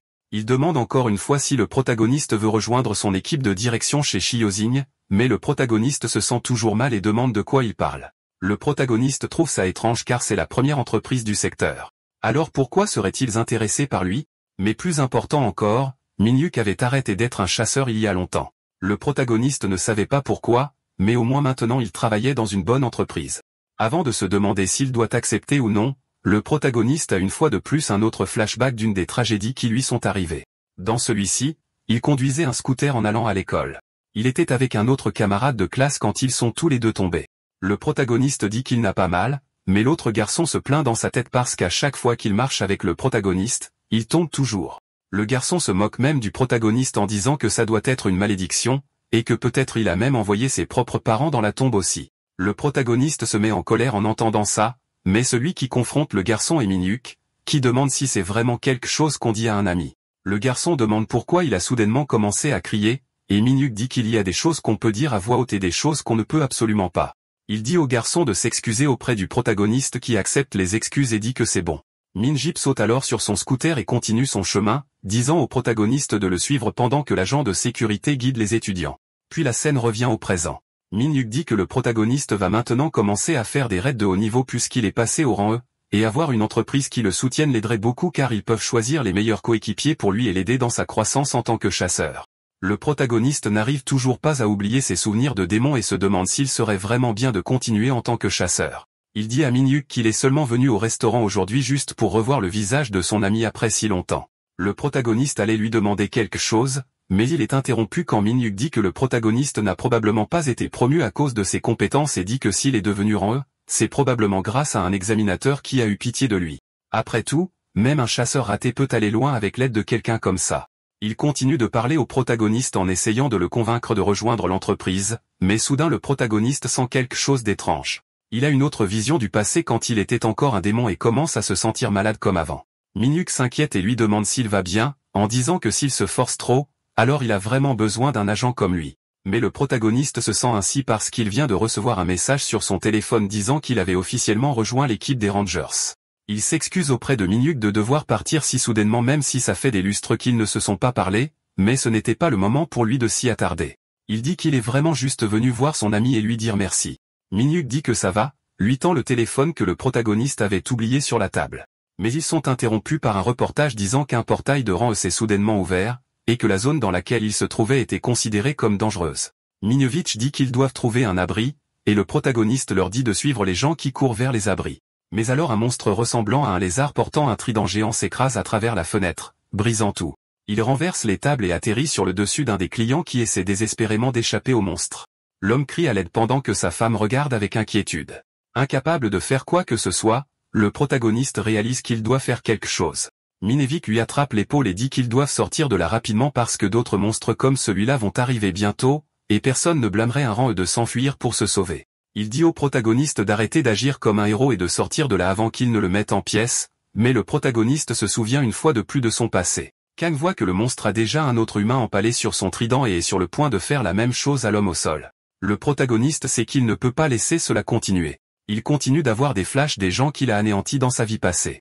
Il se décide finalement et active sa compétence d'épée démoniaque, chargeant sur l'ennemi et le frappant avec une entaille directe. Le monstre est envoyé voler, et le vieil homme retrouve sa femme, tandis que Min-hyuk reste là, stupéfait par la capacité du protagoniste. Kang dit que maintenant il est différent de ce qu'il était dans sa vie passée, et dit à tout le monde de fuir avant que plus d'ennemis n'arrivent. Alors que Min-hyuk regarde le protagoniste en état de choc complet, le garçon dit qu'il prouvera à tout le monde à quel point il a changé. La scène coupe alors à un moment après l'attaque. La police est arrivée et aide les civils qui ont survécu à l'attaque des hommes lézards. Min-hyuk est au téléphone avec quelqu'un, et la personne demande s'il a réussi à recruter le protagoniste ou non. Il dit non, et que c'était un recrutement difficile, ce qui irrite beaucoup la personne à l'autre bout du fil. La personne dit qu'il ne peut rien faire correctement, et que peu importe si Kang est rang FE, Min-hyuk aurait dû utiliser la réputation de l'entreprise pour le convaincre. Min-hyuk essaie de s'excuser, mais la personne en a déjà marre et raccroche juste l'appel à son visage. L'homme pousse un soupir de soulagement et commence à se rappeler le combat du protagoniste contre les monstres, en disant qu'il ne connaît même plus vraiment Kang. De retour au protagoniste, on voit que bien que le restaurant soit sûr, il y a encore plus d'hommes lézards qui attaquent les civils. Le protagoniste se bat de toutes ses forces pour essayer de sauver tout le monde, mais les ennemis commencent à s'empiler, et ça devient difficile pour lui seul. Il décide d'utiliser le bouclier des épreuves pour attirer l'attention de l'ennemi vers lui. Mais ça ne marche pas parce qu'il y a trop d'ennemis et que tous ne regardent pas dans sa direction. Il réalise qu'il est désavantagé, mais il sait que les renforts arriveront dans quelques minutes, donc il a juste besoin de tenir bon et de protéger tout le monde jusque-là. Un des hommes lézards frappe presque le protagoniste avec sa lance, mais il active la compétence de la volonté du gardien et augmente à nouveau sa défense. Sur ce, il renforce son bouclier et frappe l'ennemi, déviant son attaque. Ce qui est bien, c'est qu'avec autant d'ennemis, il peut utiliser la compétence qui augmente sa défense en fonction du nombre d'ennemis présents sur le terrain. Le protagoniste profite de tous ces buffs pour attaquer les ennemis avec son épée et parvient à en vaincre quelques-uns. Mais il en reste encore beaucoup, ce qui pourrait poser un énorme problème au protagoniste s'il ne fait pas attention, ou du moins, ça pourrait l'être, sans la nouvelle capacité qu'il a acquise, l'IQ du démon, qui augmente son attaque chaque fois qu'il vainc un ennemi. Le protagoniste se laisse distraire un instant en regardant son épée, mais le cri d'un civil le ramène à la réalité. L'armée arrive enfin, et les soldats commencent à tirer sur les hommes lézards, sans s'arrêter jusqu'à ce qu'on leur en donne l'ordre. Le chef de section ordonne aux soldats de se séparer et de fouiller chaque recoin des bâtiments à la recherche de survivants. On voit ensuite plusieurs soldats aider les civils blessés et éliminer toutes les créatures qui croisent leur chemin. Mais quand l'un d'eux fouille les décombres du bâtiment, il trouve le protagoniste complètement détruit sur le sol, ne tenant que son épée tachée de sang. Le soldat reconnaît le protagoniste et l'emmène à son supérieur, où il regarde un enregistrement du combat qui s'est déroulé dans le bâtiment quelques instants plus tôt. Le protagoniste est montré en train de soloter tous les hommes lézards, les tranchant un par un avec de la haine dans les yeux. Voyant cela, l'officier commandant demande s'il est un ranger, mais ils ne savent pas et disent simplement que le protagoniste est apparu de nulle part et a commencé à déchiqueter les monstres. Ils supposeraient qu'il s'agit simplement d'un chasseur jouant les héros, mais heureusement, aucune vie n'a été perdue à cause de cela. Le commandant leur ordonne d'identifier le protagoniste et de le placer en état d'arrestation car peu importe si ses intentions étaient bonnes. S'ils laissent des chasseurs incompétents continuer à faire ça, ils vont avoir de sérieux maux de tête à l'avenir. Mais le soldat dit que le problème est autre chose, à en juger par l'état du protagoniste, ils ne peuvent même pas dire s'il était encore en vie après tout ça. Heureusement, le protagoniste se réveille, et on voit que le soldat qui l'a sauvé est Kim Shin-sik, le même gars qui l'a sauvé dans le donjon au début de l'histoire. Le protagoniste se souvient de lui et se demande comment s'est passée l'opération de sa grand-mère, mais il est encore trop faible pour le demander. Kim lui a demandé comment allaient ses blessures et s'il avait vraiment réussi à éliminer toutes les créatures tout seul, mais le protagoniste se lève simplement en disant qu'il doit partir. Kang se lève et fait quelques pas, mais Kim dit qu'il n'ira pas loin dans cet état. Et bien sûr, le protagoniste ne fait que quelques pas avant de s'effondrer sur le sol, et Kim réalise que ses blessures sont pires qu'il ne le pensait. Le chasseur dit que puisque le protagoniste est de rang F, s'il l'attrape dans cet état, il sera définitivement arrêté. Alors Kim, montrant qu'il est vraiment un bon gars, dit qu'il ne laissera pas l'homme qui lui a sauvé la vie se faire arrêter comme ça. Puis il porte le protagoniste sur son dos et l'emmène sans rien dire à personne, même si cela pourrait lui causer des problèmes à l'avenir. La scène se coupe ensuite, et quand le protagoniste se réveille déjà à l'hôpital, il est confronté à la grand-mère de Kim, et elle dit que c'est un hôpital, donc il doit se reposer. Et que quand il est arrivé à l'hôpital, elle pensait qu'il était bien pire, mais le docteur a dit qu'il n'y avait plus aucun risque. La dame offre des pommes coupées en tranches au protagoniste pour qu'il se sente mieux, en disant qu'il a juste besoin de manger, de dormir et de suivre les conseils du médecin pour aller mieux. Elle dit que c'est lui qui a sauvé son petit-fils et qu'elle attendait depuis longtemps de le rencontrer et qu'elle avait entendu dire que c'était une personne incroyable. Le protagoniste mange la pomme, et on dirait que c'est la chose la plus délicieuse qu'il ait mangée depuis longtemps, ça lui rappelle même son enfance quand sa mère était encore en vie.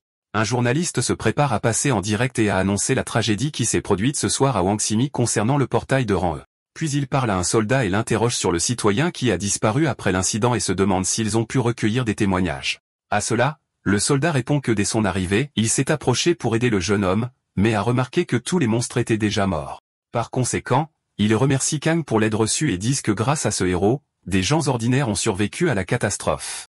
Le soldat poursuit son discours sur sa gratitude envers le jeune homme, tandis que ce dernier se demande pourquoi il continue à faire ça. En mettant tout cela de côté, le protagoniste dans ses pensées sait que maintenant c'est plus dangereux que jamais. Il continue en disant que ce test n'a pas été donné par un simple Asmoon, mais une bataille qu'il a choisi de mener seul. Ainsi, un mini flashback de son combat contre le monstre est montré. Avec grande difficulté, il parvient à couper l'une des mains de la créature. Pendant ce temps, il entassait des corps autour de lui, mais malgré tout, de plus en plus de lézards mutants continuaient d'arriver. Voyant que la situation ne s'aggravait ni ne s'améliorait, il a dit que même s'il avait éliminé 10 des monstres, ce n'était pas suffisant pour les affaiblir. Mais le système apparaît et active sa capacité démoniaque, permettant à sa puissance d'attaque d'augmenter temporairement. Le lézard aîné charge sur lui, pointant sa lance. Il essaie même de frapper le protagoniste qui était encore distrait. Mais rien ne fonctionne puisque le protagoniste est maintenant plus fort qu'avant et parvient donc à envoyer de plus en plus de lézards dans leur tombe. Après avoir activé sa capacité de sang aromatique, le protagoniste saute vers le monstre. Et avec cela, la capacité de nature démoniaque sauvage est partiellement activée avec les autres. Couvert de ketchup de monstre, il remarque quelque chose de différent dans son corps. Il dit que peu importe sa volonté, une attaque est lancée automatiquement. Encore une fois, d'autres capacités sont activées alors qu'il devient imparable et implacable. Un amas de corps est autour de lui, ils ont tous une chose en commun. Ils sont tous allongés sur le sol. Mais malgré sa force, son endurance reste la même, le faisant se fatiguer. Les capacités de pouvoir sanguin continuent de s'activer. Mais cette fois, une autre capacité a été déclenchée. Les gardiens permettant à ses PV et à sa défense d'être restaurés en plus de supprimer le statut anormal. De retour à l'hôpital, il dit que sans la capacité du gardien, il ne sait pas ce qui se passerait s'il avait continué avec la folie qui lui était imposée. Il est préférable de continuer en disant que la capacité de pouvoir sanguin n'est pas de ce monde, et que même le système commet des erreurs en l'expliquant. Inquiet de ce qui s'est passé, il ne remarque pas que quelqu'un lui offre une pomme. Une dame qui était hospitalisée avec lui offre de délicieuses pommes pour qu'il mange et se rétablisse. Elle dit qu'il est admirable qu'il y ait des gens comme le héros de la catastrophe. Elle dit aussi que quelqu'un a fait un don d'argent pour son opération. Le protagoniste ne dit rien, mais celui qui a fait don de l'argent pour son opération était en fait lui-même, car elle est sa grand-mère, et elle dit qu'il a été difficile de savoir qui c'était. Elle dit quelle personne saine d'esprit donnerait de l'argent à quelqu'un qu'elle ne connaît pas, et quand il s'en souvient, il l'a transféré directement de son compte. Elle continue en disant qu'il est difficile d'accepter et d'utiliser l'argent pour l'opération, et c'est là que le protagoniste lui demande pourquoi elle n'a pas encore subi l'opération. Alors elle s'est lancée et dit qu'elle avait décidé d'accepter l'argent, et que peut-être la semaine prochaine, ils autoriseront l'opération à être faite. En mettant cette conversation de côté, Kang lui demande quelles qualifications sont nécessaires pour recevoir la bénédiction du gardien. Et c'est là que la dame l'interrompt et commence à parler de son petit-fils qui a grandi seul, et que tout cela doit être une bénédiction pour qu'il ne reste pas seul. Kang continue de manger normalement, mais il s'étrangle avec les mots prononcés par la dame. Alors il se souvient qu'il est différent de ces monstres et trouve de la joie à aider les gens. Puis il souhaite bonne chance à la dame et espère que tout se passera bien avec son opération, et cela fait augmenter son pouvoir divin et sa foi. Après sa rééducation à l'hôpital, le protagoniste se retrouve devant un bâtiment entouré de protection. Il remonte ses manches et dit avec conviction qu'il doit trouver plus d'informations sur le pouvoir du sang démoniaque. Il continue de parler de la difficulté d'utiliser cette capacité en combat réel, et c'est pourquoi il doit s'entraîner au contrôle dans un centre d'entraînement. Et avec cela, il dit que même si c'est un centre d'entraînement, cela devrait beaucoup aider au début. Le gars qui gère les entrées à l'endroit confirme l'entrée du protagoniste et dit qu'une fois confirmé, il ne peut pas partir avant d'avoir terminé un mois. Alors le protagoniste dit que c'est bon, et le préposé l'informe qu'il recevra plus de détails en entrant et en parlant avec le système. Une inspectrice l'appelle et dit qu'elle le guidera jusqu'à l'entrée de la salle d'entraînement. Cette fois, en suivant l'instructrice, il remarque que les choses ont un peu changé car il n'y avait pas de gars avant. L'inspectrice l'informe qu'il aura 20 monstres à combattre, et s'il les finit tous le même jour, ils devront attendre 24 heures pour être réapprovisionnés. Alors elle dit qu'elle va fermer la porte, et le protagoniste dit d'accord. Enfin, il pourra s'entraîner pour devenir plus fort. Mais alors qu'il se préparait, la femme l'a appelé. Se tournant vers la porte, la femme dit qu'une 5e étape d'épreuve a été assignée en raison du karma d'une mauvaise personne. Elle l'informe que le temps à l'intérieur de cette pièce passera plus lentement, et il devra survivre 30 jours à l'extérieur et 300 à l'intérieur. Sur ce, elle pèse sa main et dit que la puissance de récompense est de plus 5 niveaux divins. Cela laisse Kang sans voix et choqué. Un mois s'est écoulé depuis son entrée, et maintenant le système l'informe que l'entraînement est terminé et qu'il doit sortir après le nettoyage. Après avoir quitté la salle d'entraînement, le MC remet une petite carte à la réception. La réceptionniste le félicite d'avoir terminé l'entraînement et remarque une aura différente venant de notre héros. Ensuite, on voit un corps complètement différent de celui qui est entré dans cette pièce. Cette fois, son corps ressemble à celui de Rem et Dino. Il décide donc de se refaire une beauté pour paraître plus présentable. Le coiffeur lavait ses beaux cheveux. Et après cela, le MC se détend paisiblement dans une grande baignoire. Lavé et avec sa coupe de cheveux, il se dirige vers un restaurant. Il mange un bon repas tout en profitant de l'atmosphère calme. Il avait tellement faim qu'il a failli manger le bol aussi. Il quitte donc l'endroit en savourant une délicieuse glace. Il arrive enfin chez lui et ouvre la porte, mais il court vite à la salle de bain, voulant se soulager. Il claque la porte et la verrouille, laissant son sac à l'extérieur. Soulagé après avoir pris une énorme décharge, le MC s'effondre sur le sol d'épuisement. Les heures passent alors qu'il est allongé, et le système apparaît pour le féliciter d'avoir réussi la 5e épreuve.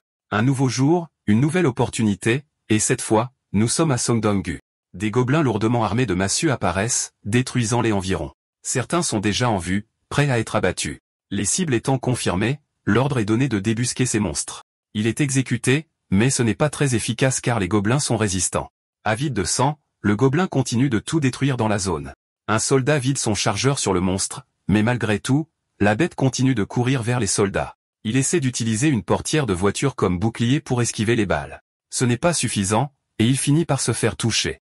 Alors le type est soulagé d'avoir réussi à abattre un gobelin de première classe. Tout le monde se retire de la zone et monte à l'intérieur du camion militaire. Le type parle au téléphone avec quelqu'un d'autre, lui demandant de faire attention là-bas.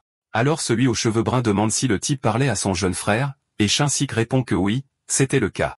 Celui aux cheveux bruns dit que le type s'inquiète beaucoup pour son frère, tandis que l'autre dit non et que cela n'a pas de sens. Les deux tiennent le téléphone pour regarder la photo du jeune frère. Remarquant le comportement du type, il avertit que ce genre de choses est un drapeau rouge. Pendant qu'il parle, une recrue apparaît et dit que l'inspecteur recherche Monsieur Kim Shin. Cela laisse le guerrier aux cheveux bruns sous le choc en entendant qu'un inspecteur l'appelle. Une femme nommée Min Yoon se présente comme une journaliste. Complètement méfiant envers la femme, le type demande si elle est vraiment une journaliste. Tout ce que la femme veut savoir, c'est à propos du guerrier de rang E qui a attiré l'attention avec ses capacités hors du commun. En entendant que la femme veut juste en savoir plus sur les capacités du rang E, Shum refuse d'en parler. La femme dit qu'elle comprend qu'ils ne veulent pas révéler l'identité de la personne qu'ils ont cachée, mais elle déclare qu'elle est venue uniquement parce qu'elle partage les mêmes pensées. Même ainsi, ce n'est pas suffisant pour gagner la confiance de Shin. La journaliste dit que quelqu'un qui veut vraiment garder quelqu'un secret ne l'exposerait pas comme ça, et tout cet enthousiasme ressemble plus à de la vanité qu'à autre chose. Réalisant qu'il est acculé par la femme, le type commence à transpirer comme un pot sur le feu. Alors la femme sort quelque chose de son sac et dit qu'elle savait qu'elle n'obtiendrait rien de lui, même sous une pression maximale. Alors la femme remet un paquet au type. Sortant de nulle part, le chauffeur de camion l'appelle, le faisant prendre rapidement le paquet sans en questionner le contenu. La femme, à son tour, semble satisfaite d'avoir fait son travail. De retour au dortoir, il tient le paquet tout en séchant ses cheveux. Le contenu à l'intérieur de l'enveloppe n'est rien de plus qu'un petit cadeau de la journaliste, qui voulait exprimer sa gratitude. S'asseyant, il commence à ouvrir l'enveloppe pour voir ce qu'il y a à l'intérieur. À l'intérieur se trouvaient des papiers montrant des virements bancaires au nom de Kang-san. Shin est assis sur le banc se remettant de ses blessures lorsqu'il est expliqué que tout cela s'est produit après avoir été sauvé par Kang. Il réalise que les choses ne peuvent pas rester ainsi, alors il passe à l'action. La première chose qu'il fait est d'offrir du café aux infirmières de l'hôpital. Les deux le remercient car elles étaient très endormies en raison du long quart de travail. Sur ce, il en profite pour s'enquérir des factures d'hôpital impayées, et c'est alors qu'il est interrompu car quelqu'un le cherchait en fait pour en discuter. Cela le laisse sous le choc, et il commence à supplier de ne pas expulser sa grand-mère, et l'infirmière dit que les factures ont déjà été payées, et qu'il n'a pas besoin de s'inquiéter. Dans son désespoir, il ne remarque pas ce que la femme a dit. La femme répète à nouveau qu'un donateur anonyme a donné de l'argent pour lui et sa grand-mère. Ces mots finissent par faire leur chemin, et il commence à pleurer de bonheur. Cette fois, il pleure sur les papiers du transfert effectué par Kang, et il se sent vraiment heureux de tout cela. Malgré le fait qu'il soit heureux, il regrette de ne pas pouvoir remercier son bienfaiteur. Alors, il essuie les larmes de ses yeux et dit une fois de plus à quel point il est heureux. Sur ce, il fouille dans sa poche en essayant de sortir quelque chose. Son objectif maintenant est d'appeler la journaliste et de lui parler de la personne. Quelques secondes plus tard, le téléphone de la femme commence à vibrer avec des notifications. Et cela la rend heureuse car elle sait qui appelle, mais elle reçoit la triste nouvelle qu'elle ne pourra pas savoir qui est la personne. Cependant, cela la rend impatiente avec les réponses qu'elle a reçues. Impatiente et curieuse.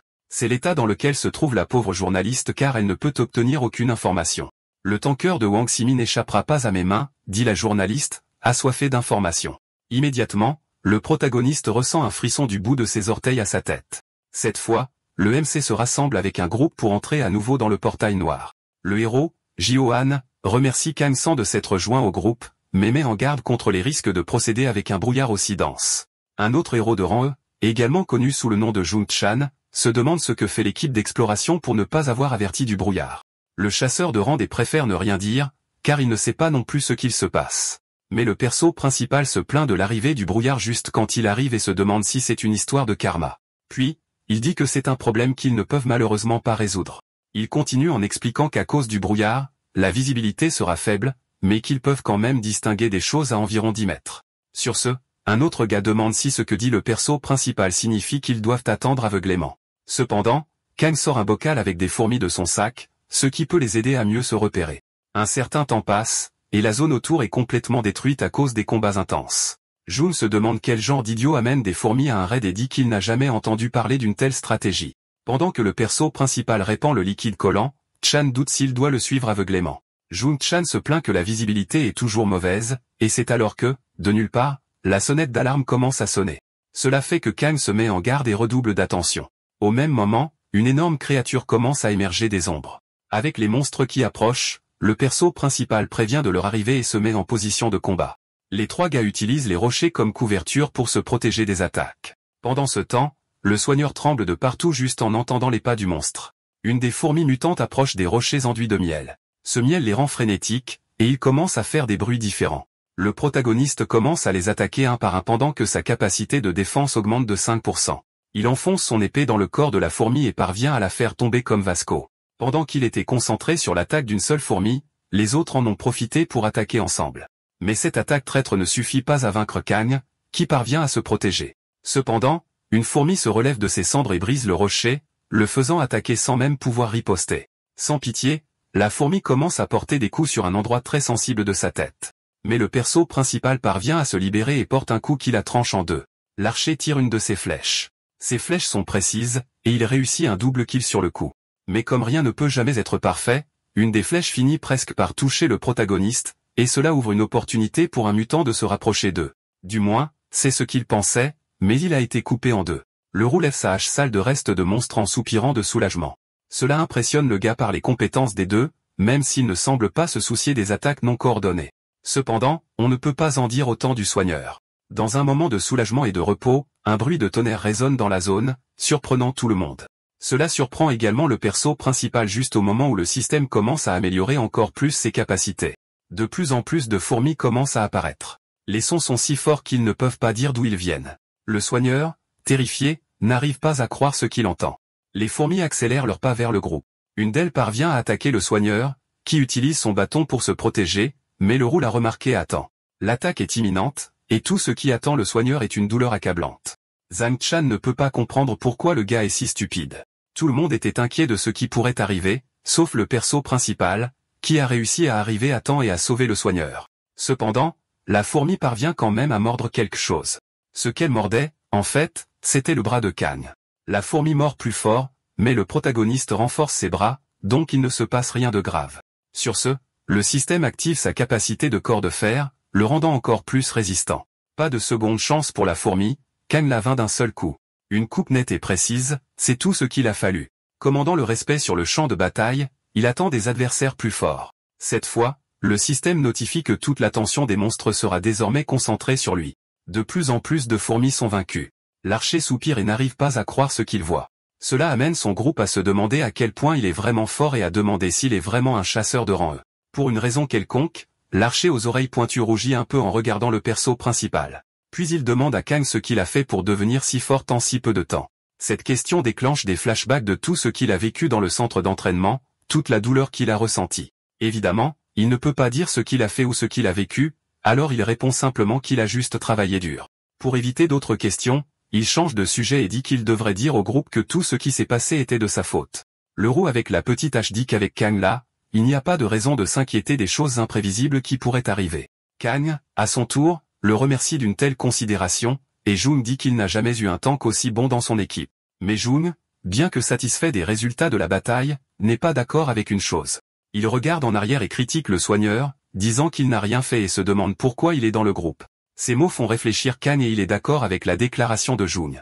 Il continue en disant que pendant que le roux s'occupait des fourmis de derrière, l'archer et lui s'occupaient de celles de devant. Cependant, cela ne s'applique pas au soigneur mage, qui s'est juste caché derrière les rochers. Alors il demande au gars pourquoi il a rejoint le groupe, et pour éviter que le groupe ne se sépare, l'archer essaie de calmer les choses. Sur ce, il demande aussi d'expliquer au nom du soigneur. Pendant que l'archer explique l'entrée du gars, quelque chose commence à se passer autour de lui. Juste sous ses pieds, le sol commence à trembler. Le tremblement est fort, causant des fissures et les faisant tomber dans une caverne. Au même moment, le système notifie que le karma et la difficulté ont augmenté. Tout le monde dans le groupe est vivant mais blessé à certains endroits. Puis le perso principal prévient qu'ils sont en danger pour la simple raison qu'ils sont tombés dans une fourmilière. Le système notifie alors que sa défense et sa santé augmenteront en fonction du nombre d'ennemis. Sachant qu'ils sont foutus, Jump panique et prévient que la fourmi guerrière arrivera bientôt. Le mutant de rang des mesurant 170 cm de haut s'approche lentement d'eux.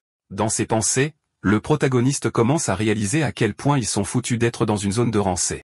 Au même moment, le soigneur inutile commence à se sentir mal à cause de la peur et de la douleur. Kang s'approche et demande ce qui se passe avec Waban. L'archer aux cheveux verts du groupe se retourne et se prépare à expliquer. Il dit que Woo-bin a eu un traumatisme avec les monstres depuis l'enfance. Jun, sentant que la situation empire, commence à s'énerver. Il crie, demandant pourquoi quelqu'un comme ça a été amené dans une mission aussi importante et remet en question la santé mentale de l'archer. Ils sont tous choqués par les mots de Jung Chan parce qu'ils savent que ce n'est pas juste.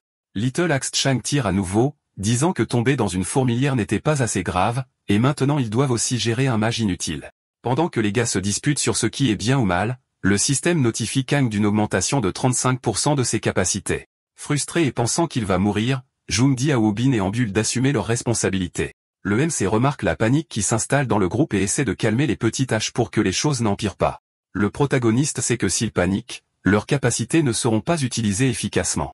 Il essaie de le calmer en expliquant qu'il comprend pourquoi Jun est désespéré puisqu'il n'a jamais affronté de raid de haut niveau auparavant. C'est pourquoi il dit à Jun de se concentrer sur le combat et lui demande de faire confiance au MC. Il leur a ensuite demandé de regarder autour d'eux et de remarquer que peu importe le nombre de fourmis qui arrivent, il n'y a qu'un seul endroit où elles peuvent passer. Alors le MC demande s'il peut juste couvrir leurs arrières, et Jun dit qu'il va essayer de le faire. Puis il dit à Ambule de s'occuper des petits tunnels dès que le petit mage se calme. Kang et son groupe se préparent à la bataille contre les fourmis mutantes. Dans ses pensées, il dit qu'il y a 35 fourmis qui attendent d'être abattues, mais pour lui, ce n'est rien de plus qu'un entraînement à surmonter. Cependant, sa seule crainte est que toutes les fourmis soient des soldats de rang supérieur. Une fourmi charge sur le protagoniste tandis que la protection du gardien s'active. Il fait face à pas mal de difficultés car pour l'instant, il les combat seul. Elles sont rapides et fortes, il sait donc qu'il doit en arrêter certaines avant qu'elles ne sortent du tunnel. Sentant pour la faiblesse, le MC reprend l'attaque des fourmis. Il utilise une de ses capacités d'épée pour repousser un monstre. Il réactive sa capacité de sang démoniaque, mais cette fois dans sa deuxième forme. La fourmi ne le laisse pas se reposer ou réfléchir et finit par charger droit sur le MC. Pendant qu'il donne et encaisse des coups, Kang sait que ce n'est pas suffisant car sa défense a augmenté mais pas sa puissance d'attaque. Il réussit à vaincre une fourmi et lui écrase la tête pour en finir et s'assurer qu'elle est partie pour de bon. Mais les fourmis ne cessent d'arriver. Son bouclier s'effondre lentement, mais ce n'est toujours pas suffisant pour l'arrêter. Avec une seule attaque, il bat 3 des fourmis qui avancent. Plus il bat de fourmis, plus sa puissance diminue, et une perte est déjà à 10%. Alors une fois de plus, il active ses capacités de sang démoniaque et parvient à augmenter temporairement sa puissance d'attaque. Avec maîtrise, il tranche à travers les fourmis qui continuent de le charger. Ses HP et sa défense continuent de baisser encore plus, mais sa puissance sanguine augmente de 2% supplémentaire. Une fourmi audacieuse essaie même de l'attaquer d'en haut, mais c'est inutile car elle est percée par l'épée du protagoniste. Cette fois, ce qui augmente, c'est sa détermination et sa concentration parce qu'il sait qu'il se débrouille bien. Il charge à nouveau sur les monstres pendant que sa puissance continue d'augmenter. Les fourmis ne cessent d'arriver, que ce soit du plafond, du sol ou des murs, elles continuent d'avancer. Jung Chan fait aussi de son mieux. Il frappe une des fourmis. Cependant, une autre fourmi avançant silencieusement réussit à lui saisir le bras. Il essaie de rester calme, pour ne pas paniquer à nouveau. Mais ça ne marche pas, et il commence à ressentir une douleur accablante due à la morsure. Il utilise sa hache pour faire tomber un rocher sur la fourmi. Ça marche vraiment car le rocher a porté un coup critique au monstre, mais cela s'est fait au prix de graves dommages à son bras, qui a fini gravement blessé. Il commence à penser que c'est la fin car il ne pourra pas utiliser ses capacités à cause de la douleur, mais alors quelqu'un apparaît derrière lui et commence à utiliser des capacités magiques. Petit à petit, le bras du gars revient à ce qu'il était avant. La personne utilisant le pouvoir de guérison était le MC, qui demande si Jeune essaie de mourir ou quelque chose comme ça. Little Axe Chan est choqué de voir que c'est Kang qui le guérit, et il lui a demandé d'arrêter et d'utiliser d'abord ses capacités de guérison sur lui-même. Le MC le remercie pour son inquiétude, mais dit que Jeune a aussi besoin d'aide. Ils se battent côte à côte, prêts à mourir si nécessaire. Pendant que Kang se préparait à se guérir, il est surpris par les fourmis. Cependant, le MC réussit à se défendre à temps pour éviter des dommages plus importants. Même s'ils réussissent à vaincre de nombreuses fourmis, le sentiment est que cela ne finit jamais, ils doivent donc gérer leur endurance. À cause de cela, Kang se demande combien de fourmis il reste après ce trou. Le pauvre Robin ne peut toujours pas aider son équipe à cause de son traumatisme avec les monstres, mais il sait qu'il ne peut pas continuer comme ça et se demande pourquoi cela n'arrive qu'à lui. Tout cela le rend triste car les autres gars se donnent à fond pour combattre les monstres. Appelant Woo-bin, Ambule lui demande de se ressaisir pendant que Woo-bin refuse d'accepter la réalité.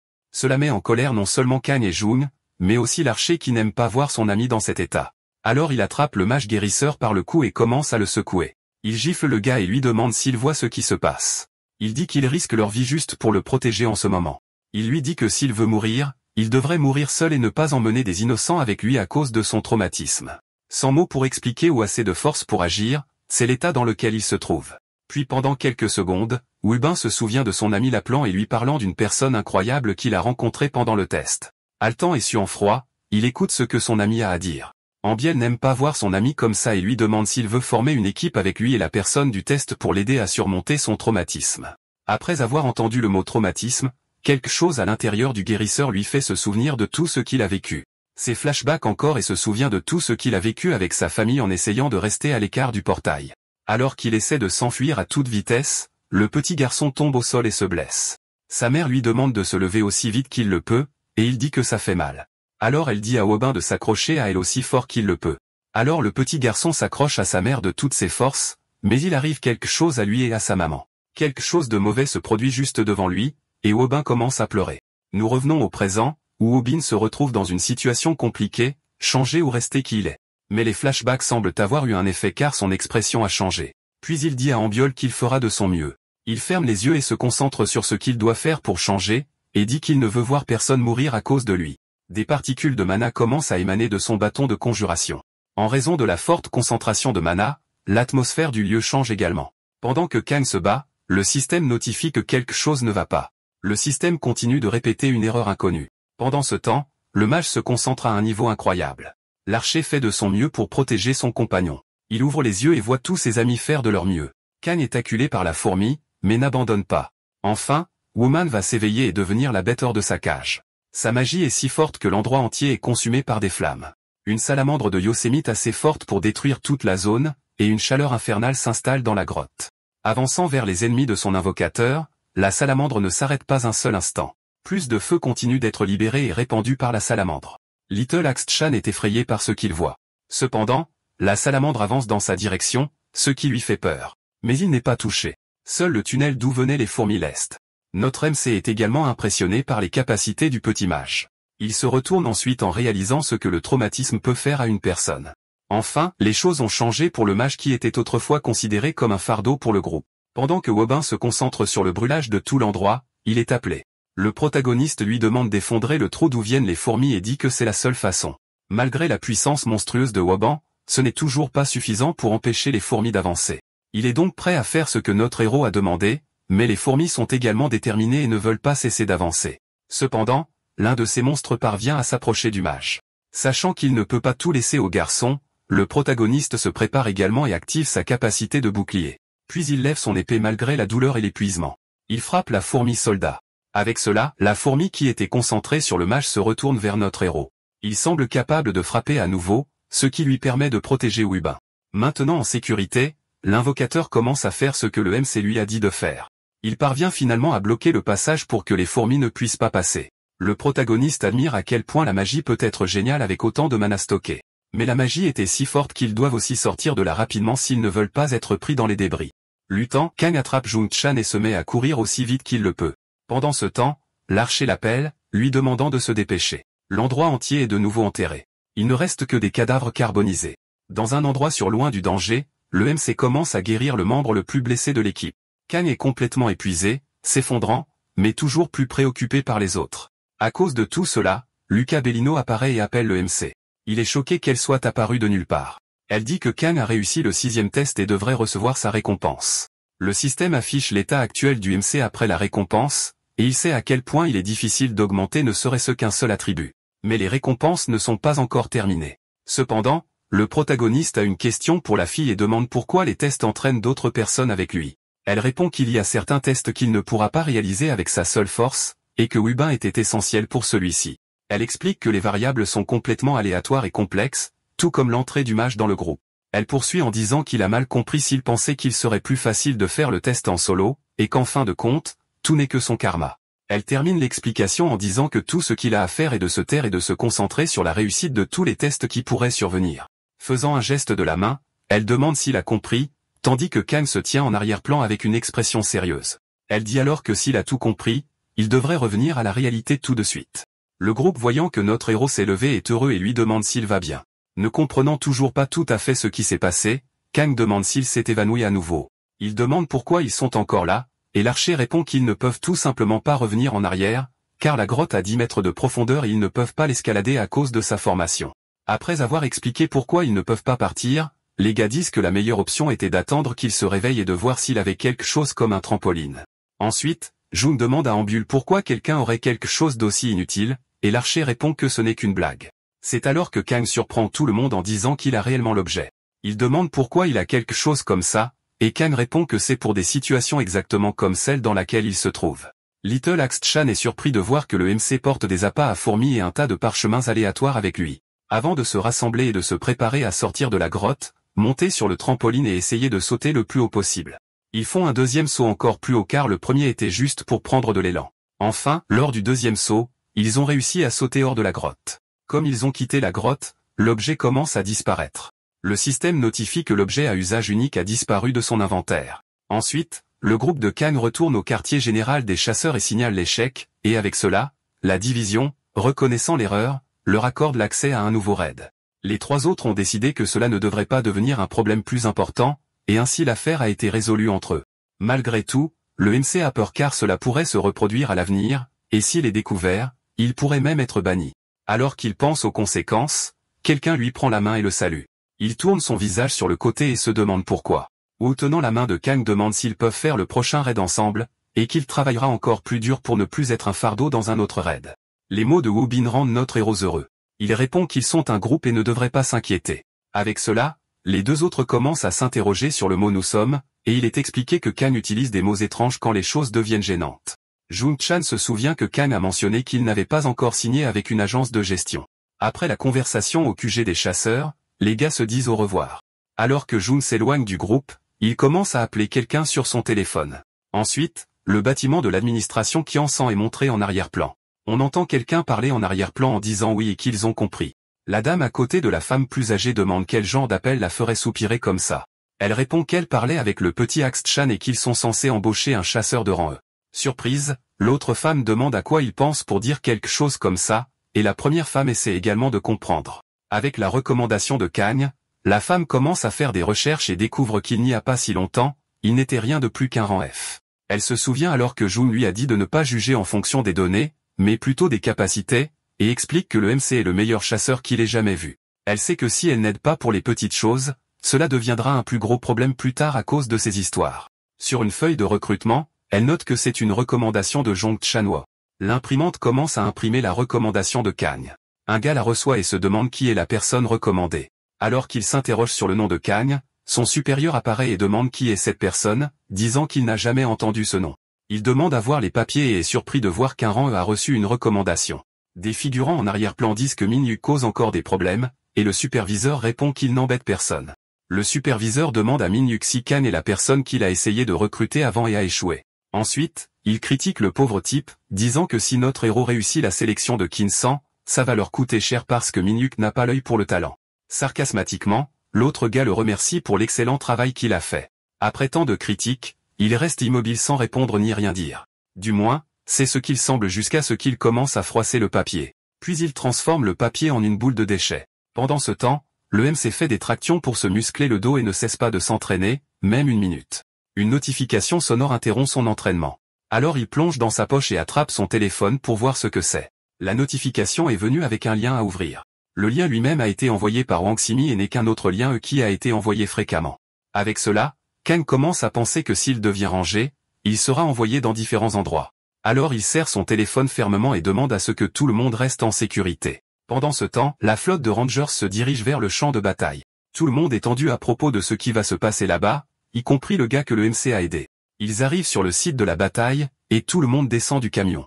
Le lieutenant dit que la mission pour les gars est de sauver les civils et d'éliminer les monstres, et qu'ils ne doivent pas baisser leur garde. Parce que s'ils le font, leurs coéquipiers pourraient mourir. L'escouade d'extermination fait son travail efficacement. Les moules mutantes tombent une par une. Même si la destruction s'étend, les monstres diminuent progressivement. En arrière-plan, quelqu'un crie aux soldats de se déplacer vers le prochain emplacement, et ils le font donc. Les soldats commencent à se repositionner. Ils patrouillent dans la zone pour vérifier si elle est sûre et pour trouver des civils ou des monstres. Un soldat vigilant commence à penser à la haine qu'il ressent pour les gnolls. Mais malgré l'inspection de la zone, il ne réalise pas qu'il y a des monstres juste au-dessus d'eux.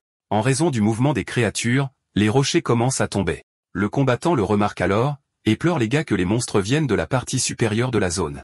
Avec cela, ils tirent sur les créatures et on leur dit de n'en laisser échapper aucune. Tout l'endroit commence à s'effondrer à cause des balles et des gnolls. Un des gnolls essaie de s'enfuir, mais un rocher lui tombe dessus. Un nuage de fumée s'élève à cause des débris, ce qui réduit la visibilité.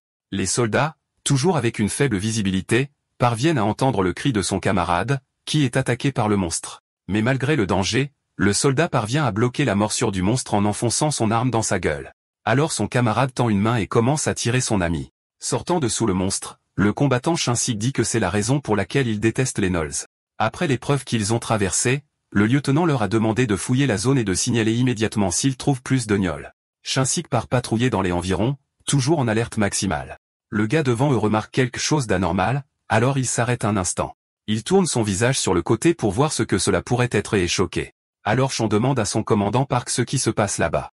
Park répond qu'il devra quitter la formation pendant quelques minutes, car avant de venir au lien, il a reçu un message de son frère disant qu'il se dirigeait vers les abris, mais l'endroit où il est allé n'est pas sûr.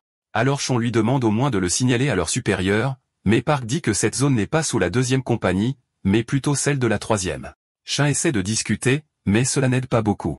Par conséquent, le gars demande de la compréhension, disant que si c'était la grand-mère de Sean, il ferait probablement la même chose. À cela, Sean répond que ce n'est pas le problème. C'est que Park essaie d'entrer seul dans une zone dangereuse. Avec ses arguments, Park semble hésiter un peu. Cependant, malgré sa compréhension, Park fait le contraire de ce que dit son ami et se dirige vers la zone dangereuse.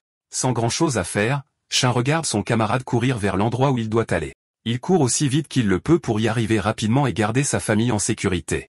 Cependant, son ami apparaît en courant à ses côtés et dit qu'il ne peut pas le laisser partir seul. Alors Park met en garde contre le danger et demande à Sean de retourner dans la zone de sécurité. Juste après les mots de son commandant, l'autre gars répond que peu importe où il va parce que Sean y va aussi. La seule raison pour laquelle il accompagne son ami est parce qu'il pense que Kang ferait la même chose. D'accord, c'est la fin de l'histoire. Merci d'avoir regardé. À la prochaine.